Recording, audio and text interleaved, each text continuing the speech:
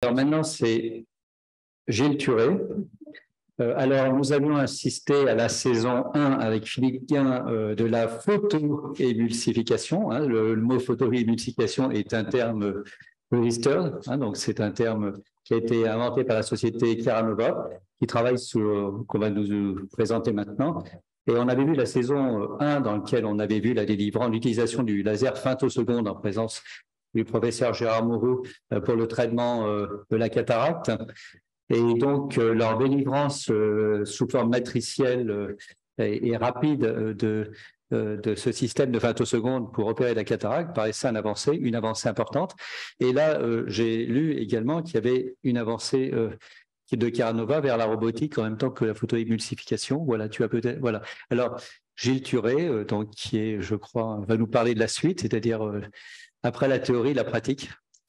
Exactement, monsieur le Président et monsieur le modérateur, chers membres de l'Académie nationale de chirurgie, je suis effectivement très honoré d'être là pour vous présenter la saison 2 qui va correspondre à la présentation de résultats cliniques. Philippe Bien, vous avez présenté la genèse du projet et la théorie, et là, cette présentation inclut évidemment les résultats cliniques.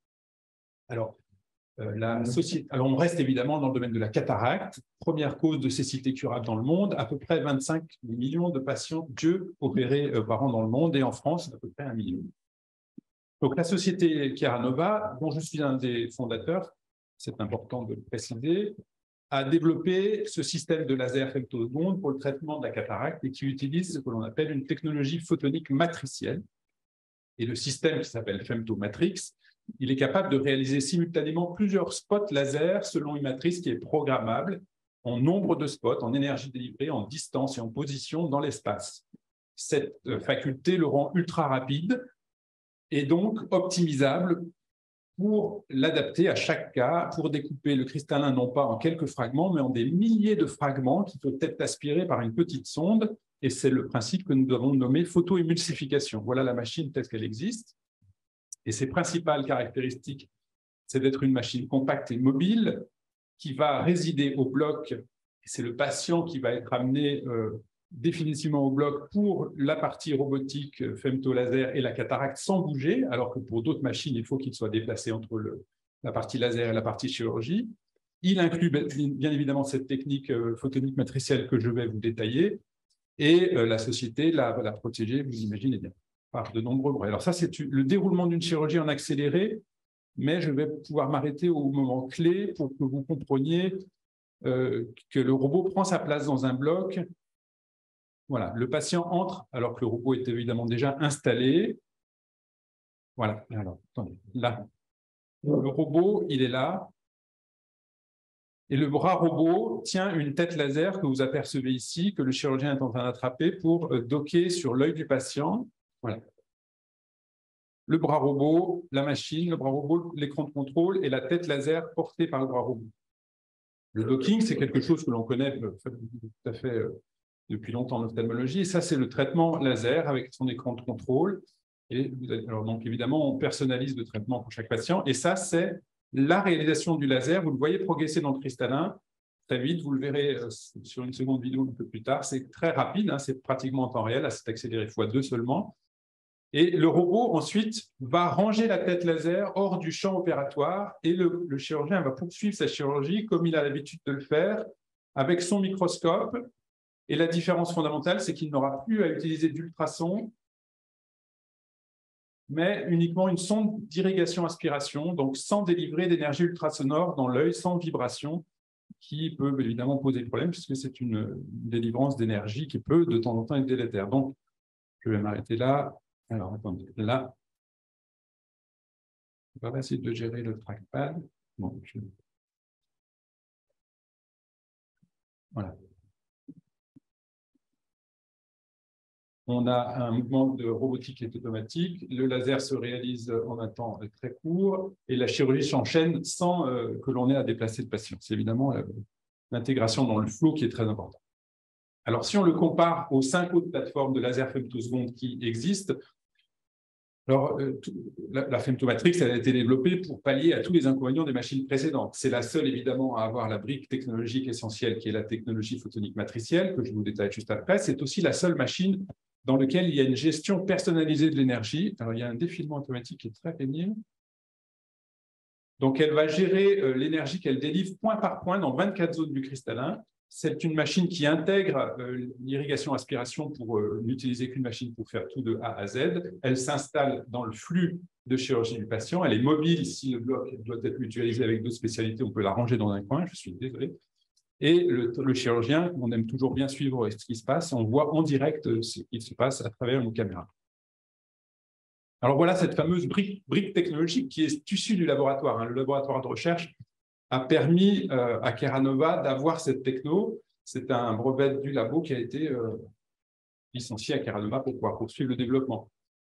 La brique technologique, c'est un spatial light modulateur qui permet de modifier le front d'onde d'un monospot laser pour en moduler l'énergie aussi bien spatialement que dans la forme de la délivrance, la focalisation. Et par exemple, ici un exemple, un spot laser devient en fait d'un coup 6 spots laser dont l'énergie est parfaitement contrôlée.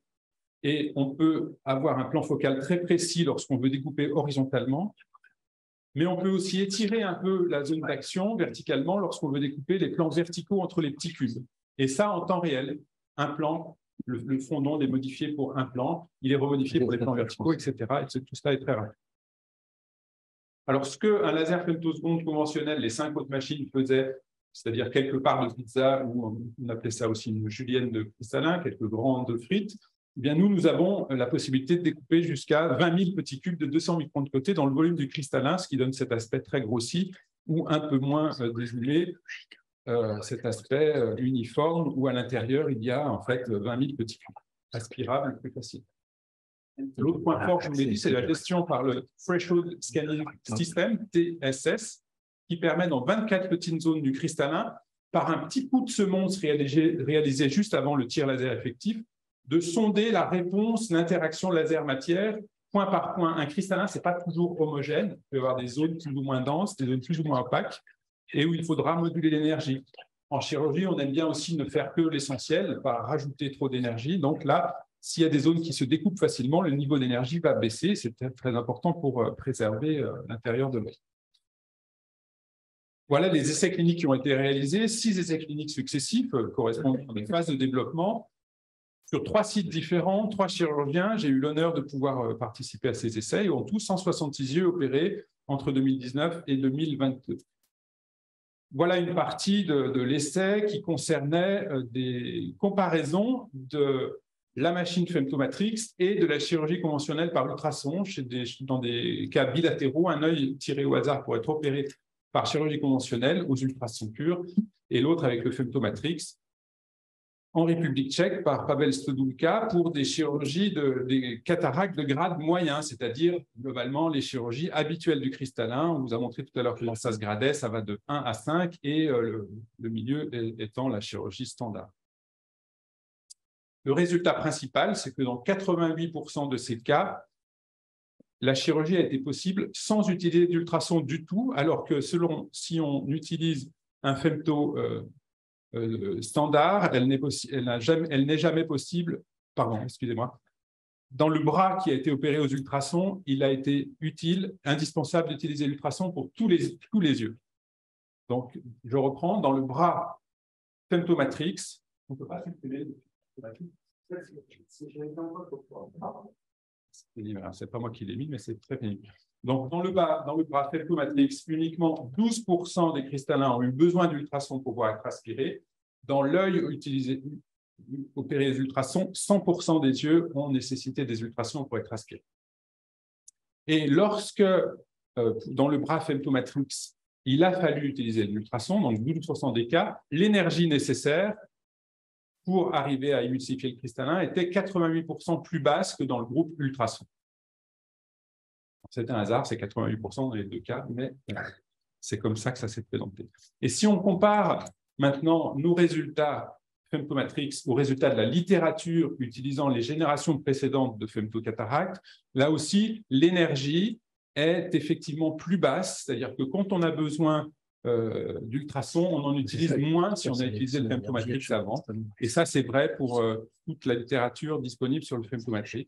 Et si on Maintenant, on parle de caractéristiques techniques. Par spot, le femtomatrix, il délivre 2 microjoules, là où tous les autres femtocataractes ont des énergies bien plus importantes qui peuvent aller jusqu'à 4 ou même 5 fois plus. Alors là aussi, on peut se comparer au taux de chirurgie sans avoir recours aux ultrasons avec les autres machines de femtocataracte.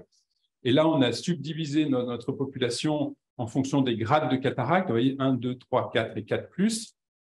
Quand la cataracte est très faible, évidemment, aucun ultrason. Dans les grades 3, 86% sans ultrason. Dans les grades 4, qui sont des cataractes qui ressemblent plus à un savon qu'à une guimauve, 50% peuvent être aspirés sans ultrason, alors que pour les autres, un autre femtocataracte qui est le LENS6, dès qu'on dépasse le grade 1, vous voyez que le taux d'aspiration sans ultrason devient très, très faible.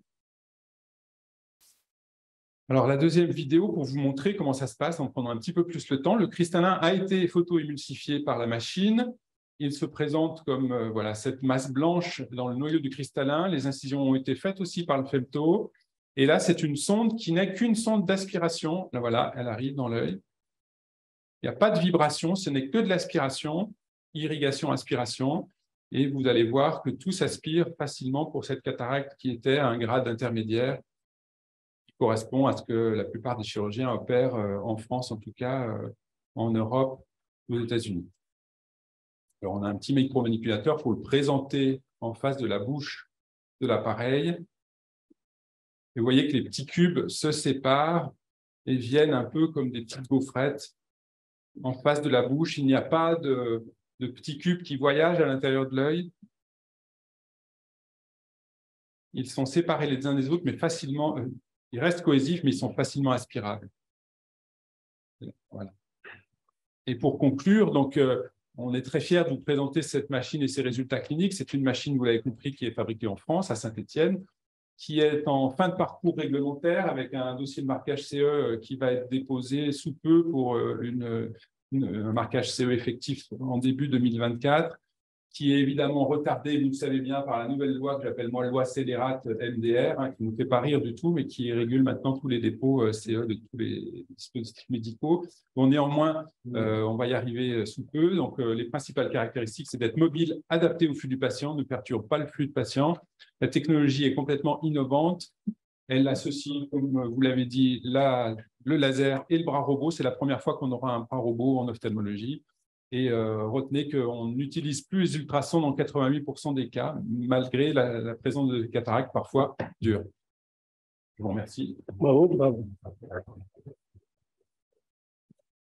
Merci beaucoup, Gilles. Y a-t-il des questions?